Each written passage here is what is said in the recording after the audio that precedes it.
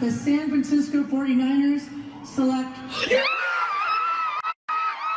Brock Purdy is one of the best quarterbacks in the NFL today, but things were not always that way. Before Brock transformed into an all-star and saved the Niners from mediocrity, he was just an overlooked 7th-round pick with an uncertain future. However, today, his talent and stardom is undeniable. From coming off the Niners bench to becoming the biggest star in the Bay Area, this is the story of Brock Purdy. And Purdy's story starts back a few states southeast of California in Queen Creek, Arizona. He's the middle child to Sean and Carrie Purdy. Brock's parents raised him up in a loving and competitive home environment. Sean put his son into 7-on-7 flag football when Brock was 5, and he played all the way up until he was 12. When it was time for Brock to attend high school, he went to Perry in Gilbert, Arizona. It was evident that Brock was naturally born a winner. He started his varsity football career as a sophomore during the 2015 season, and he led his team to a 27-13 record during his tenure at Perry.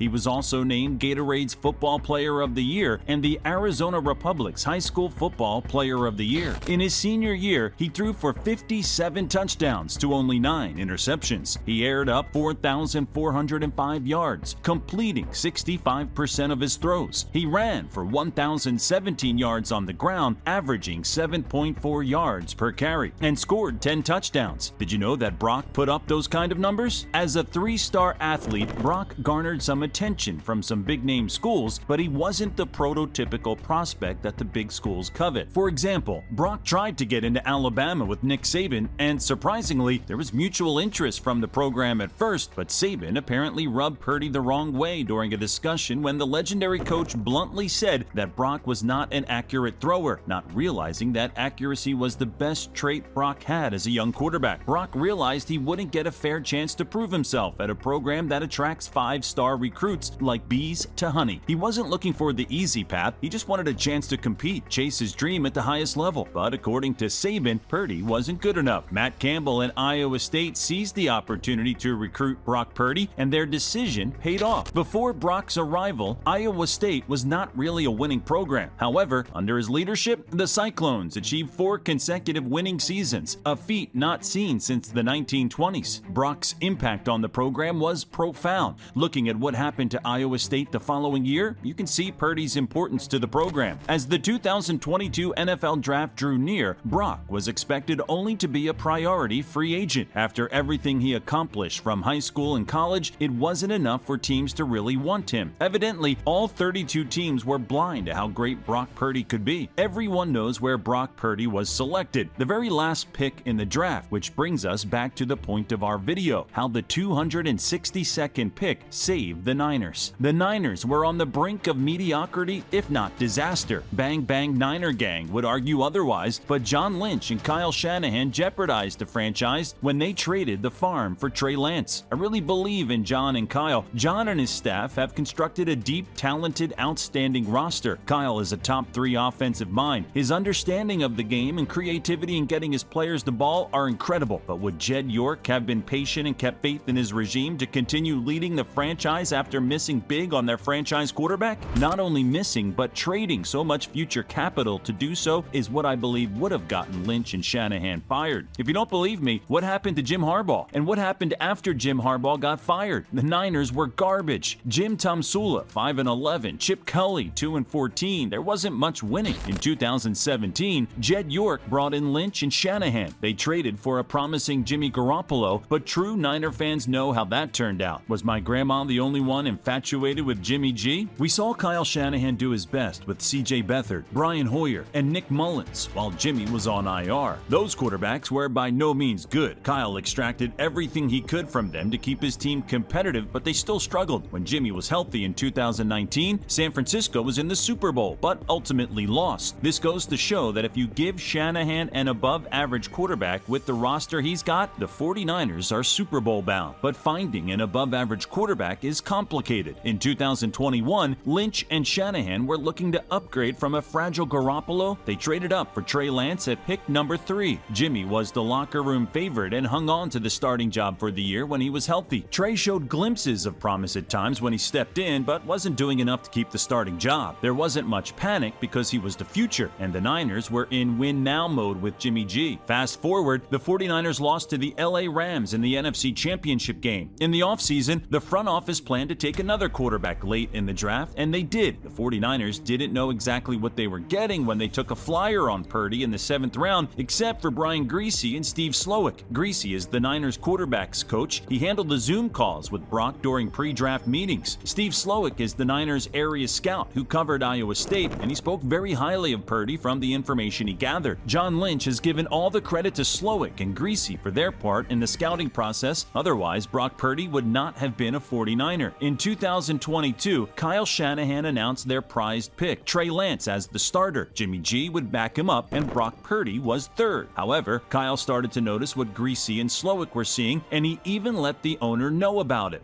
Grabs me after practice. He's like, hey man, we got to talk. And that's generally not a good thing when your coach tells you got to talk. I'm like, all right, what's up? And he's like, I think our third string quarterback's our best quarterback. I'm like, okay. I'm like, what does that mean? He's like, well, obviously, like, we've invested in Trey. Like, Trey's doing a good job. Like, we're going to do everything that we can. We're not going to change that. And we're not going to change the depth chart. But, like, I think Brock will end up being our quarterback at some point. Every Super Bowl caliber team has a top-tier quarterback, just like every super big channel has a top-tier subscriber. Join the family so that you don't miss out on future halftime videos. Trey Lance proved not to be a top-tier quarterback. Imagine having Trey Lance as your starter right now. Those Super Bowl visits for you, Niner fans. But the reality is, Brock Purdy is a Niner. When he got his chance to step into action, he initially looked like a 7th-round pick, but then he quickly flipped the script and showed the world how special he was. When he became the official starter, Brock Purdy became the only quarterback in his first career start to beat a team led by Tom Brady when San Francisco beat Tampa Bay 35-7. He then led the 49ers undefeated all the way to the NFC Championship game against the Eagles in what would be a painful day. Purdy suffered a UCL tear in the first quarter in his throwing arm after taking a hit from linebacker Hassan Reddick. Without Purdy, the Niners were hopeless, losing the game 31-7. It was a sad day for Bang Bang Niner Gang, even more so for all the players and coaches who worked tirelessly to make it that far, only to lose one game away from the ultimate prize. Do you believe if Brock was healthy, the Niners would have beat the Eagles and advanced to the Super Bowl? It was clear how important Brock Purdy was to the team. Everything he did to help his team was beyond impressive. His calm demeanor under pressure, leadership, and killer performances earned him a ton of respect from his teammates and, most importantly, his coach. He did enough to make everyone forget about Lynch and Shanahan's costly mistake. In 2023, the starting job was essentially Purdy's to lose. Trey Lance would have one last chance to prove he wasn't a bust, and the Niners signed veteran Sam Darnold. But as camp unfolded and Purdy became healthy, the Niners finally found their franchise quarterback. Kyle was well pleased with riding with Brock and has gone so far as to address the haters that Brock Purdy is more than just a system quarterback. What would you say to those who say that Brock is still largely a product of your system? I mean, that's pretty ridiculous. You just got to watch the tape. I mean, he plays at a high level every time he's been out there. And he's done it in a lot of different situations versus a lot of different defenses, on the road, at home, in playoff games, when injured.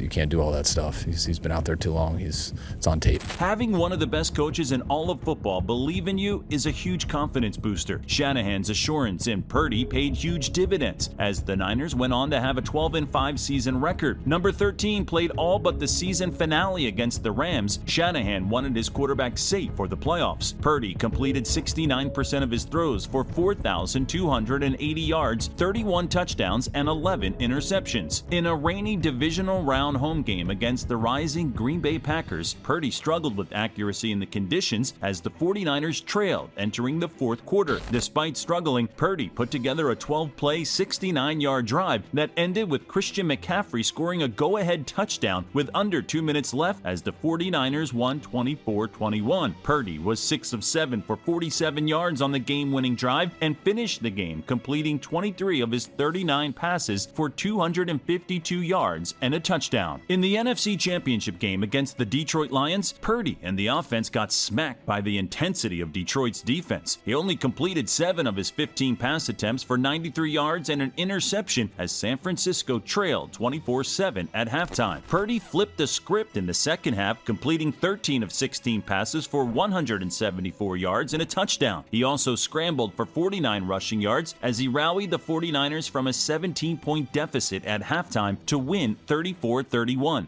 San Francisco was on their way to play Patrick Mahomes and the Chiefs in Las Vegas for Super Bowl 58. Purdy became the lowest drafted quarterback to ever start a Super Bowl. In the big matchup, Purdy completed 23 of 38 passes for 255 yards and a touchdown, ultimately falling short, losing 25-22 in overtime. This was not a failure. No one expected that a 7th-round quarterback would lead his team to the Super Bowl. The 262nd pick went toe-to-toe with Patrick Mahomes and almost pulled out the victory. Brock Purdy is the real deal. Yes, San Francisco is a great team. Kyle Shanahan's a great coach, but Brock Purdy is also a great quarterback. Together, the 49ers will be in play to win it all as long as number 13 is wearing red and gold. What do you say? When will Brock Purdy and the 49ers win the Super Bowl? Give us your predictions in the comments. Without Brock Purdy, the Niners would look very different. Ownership would have hit the reset button, and who knows where all the star players would be. Thank you for watching The Halftime Show. See you in the next one.